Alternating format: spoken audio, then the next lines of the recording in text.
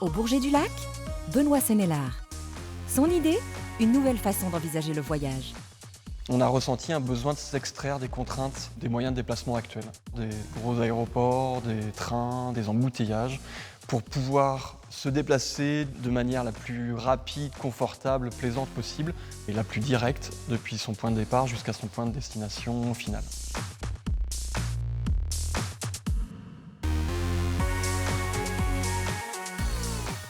Nous n'avons pas voulu faire évoluer des avions existants, nous n'avons pas voulu améliorer à la marge ce qui volait déjà, mais réellement imaginer ce que pourrait être l'aviation de demain.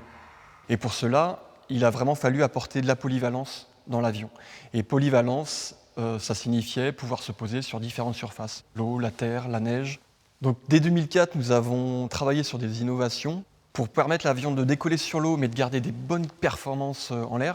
La difficulté, ça a été de faire des hydrofoils qui fonctionnent parfaitement pour faire décoller un avion.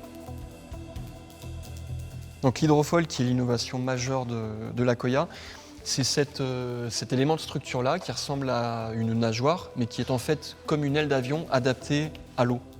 Et c'est ces nageoires-là qui permettent d'extraire l'avion hors de l'eau et de le faire accélérer très rapidement jusqu'à son décollage.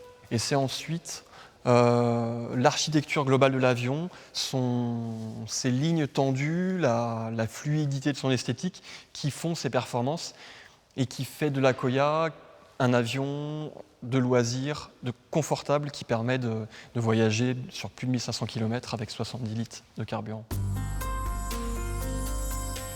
C'est vraiment ces caractéristiques, ces performances qui permettent d'envisager le déplacement d'une autre manière.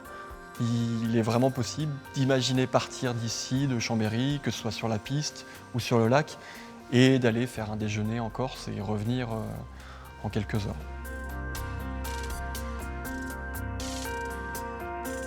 La volonté de notre équipe, c'était de partir d'une feuille blanche pour imaginer un avion qui est résolument différent. Donc l'Akoya a été dessiné en 2006, ce qui nous a permis de démontrer notre capacité à construire un avion complètement différent et à le faire voler en 18 mois, dans une catégorie d'aviation loisirs et sportive. On garde une âme de créateur, on a envie d'innover, de continuer à développer des avions. Et donc nous allons continuer à créer d'autres avions en innovant le plus possible sur la manière de voyager, sur la manière de se déplacer dans différents territoires.